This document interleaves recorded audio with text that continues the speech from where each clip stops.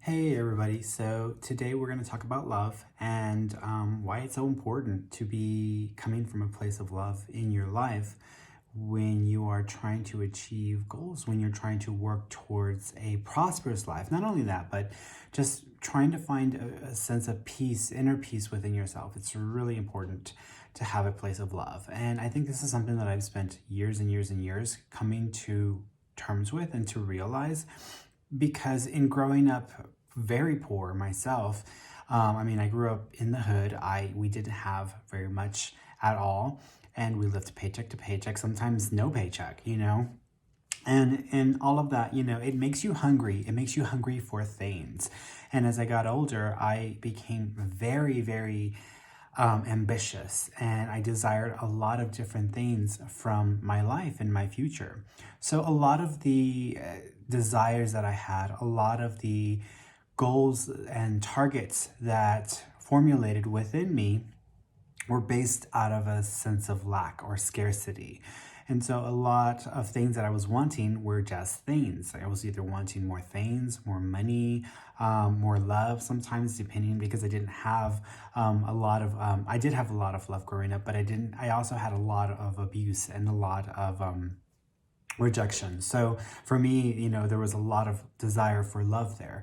But, coming from a poor place growing up, it was all about what can I accumulate? What can I get? What can I get? What can I get? And I think that's something that a lot of us in our lives, we know somebody who's like a hoarder, who holds on to so much stuff, or they hold on to a lot of things because they're in a state of mind where either they didn't have a lot and they're trying to accumulate as much as they can, or by having a lot of stuff, you place meaning on it. And if you don't have this or you have that, then you're less of a person.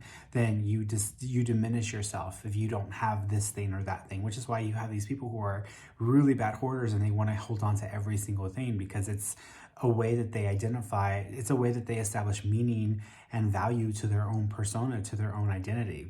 So I'm going to read a couple of things here. Today's book that I'm reading is this book by Richard Hooper, and it's called Jesus, Buddha, Krishna, and Lao Tzu, The Parallel Sayings.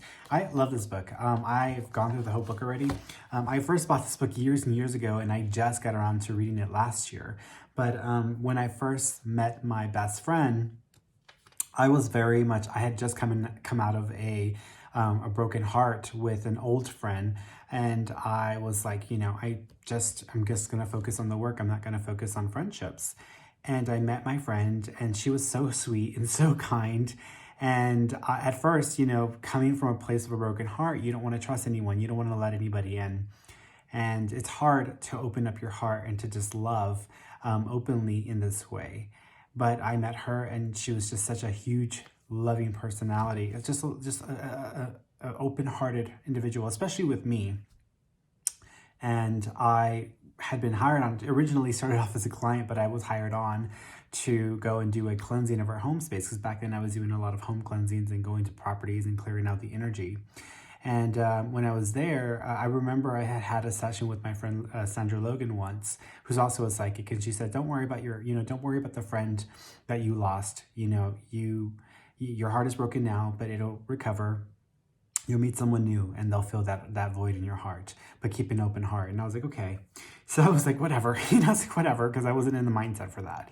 But I had just gotten this book because I was, I like to look at patterns. I like to look at what everybody is saying. And when you have so many masters and so many people who found a way to connect with source, found a way to really embody the sense of divinity within themselves, they all have the same basic things to say. And that's why they say, it doesn't matter what religion you come from or what religion you believe in, because across the board, there are a lot of patterns and similarities, and a lot of the ideas or the mindsets with a lot of these followings. So it doesn't really matter. It's all, it's just, there's like 1,000 different ways to make bread, but it's what works for you. It's what benefits you. So I always look for patterns. And when I saw this book, I was like, I want to get this book because I want to see what all these masters are saying. I don't want to just go and read every single book and then be cross-referencing all day long. That's a lot of time and energy. I'm like, somebody's already done this. Let them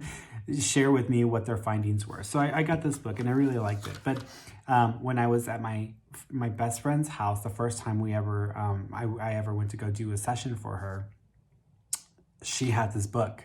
And this is not a book that I've seen very often. So I was like, So there was just a really interesting synchronicity around that. And then that gave me an opportunity to open my own heart and to kind of let her in. And in the process, I'm grateful that I did, because I was able to create a new friendship there. And the friendship has been with me for several years now, and I love her to death. So, but let me read what the passage is for today, because what it does is it breaks it up into different sections. So you've got Jesus, and you've got Krishna, you've got Buddha, and you've got Lao Tzu. So it cross-references everything from all the different religious books and kind of shows you what they have said that is very much in common with each other. So the one today was, this was with Jesus. Judas asked Jesus, "How do we find the way?" Jesus answered, "By developing love and compassion." Krishna, those who find the way are those who have love and forgiveness in their hearts. Buddha, no one can understand the way unless they have pure hearts. And Lao Tzu, the perfect man is one whose sins are forgiven. He becomes one with the way. It's the same basic message across the board, which is essentially, you're not going to find God. You're not going to know what you should be doing in your life. You're not going to feel that sense of purpose and that sense of path before you unless you have some sort of ability to allow love within yourself, even just to receive it from others, let alone to give it as well.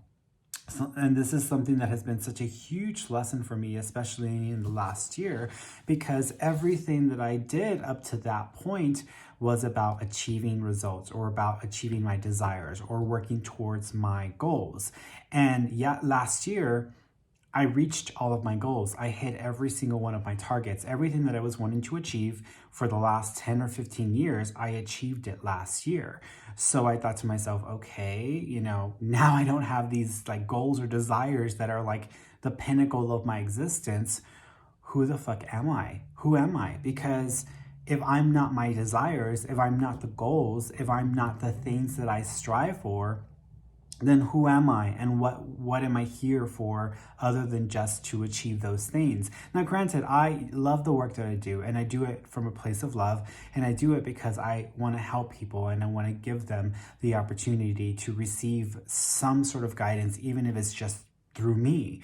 And so I love the work that I do, but I still am a human being and I still have my own personal things that I'm working towards. So last year when I just like hit all my targets and I didn't really have anything else to strive for, I had to really examine myself and figure out, who was I going to be? Was I going to be someone who was constantly trying to work towards things, or was I going to be something different?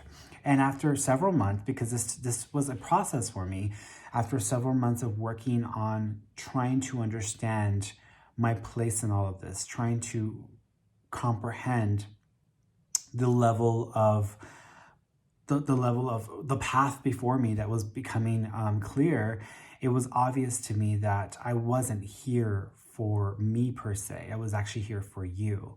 And what I mean by that is that, yeah, I am in this physical body. I'm Fernie. I am who I'm supposed to be for me. But at the same time, we are all part of the source. We're all part of God. We're all many gods in physical form. And we're all suffering from a form of dementia or forgetfulness where we don't remember who and what we really are, who and what we truly are. And we don't realize this until something happens and forces us to come together or to see each other as a sacred divine being and not as the enemy or the person on the opposite side of the political spectrum or the person who, wronged you or whatever. When, we get to a place where we have no choice but to rely on each other and depend on each other, all of those labels, all of those blockages that have kept us from really connecting with each other start to fall away, and all that is left is love. And so if you want to move forward in a way that is truly meaningful and that it is the embodiment of what Jesus and Krishna and Buddha and Lao Tzu were able to achieve in their lives, then you have to come from a place of love. And it isn't a selfish love or a greedy love. It's an unconditional love.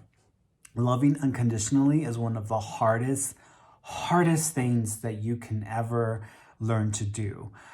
Because unless you were like naturally taught this as a child, there's a lot of pushback there, because, how do you want to love someone when they treat you badly? How do you want to love others when they are not kind to you? How do you want to love this person because they, are taking the country in this direction and you don't agree with it? Or how are you going to love this person when they cheated on you and you feel betrayed? Like, it's hard to unconditionally love. And there's a difference between unconditional love and conditional love.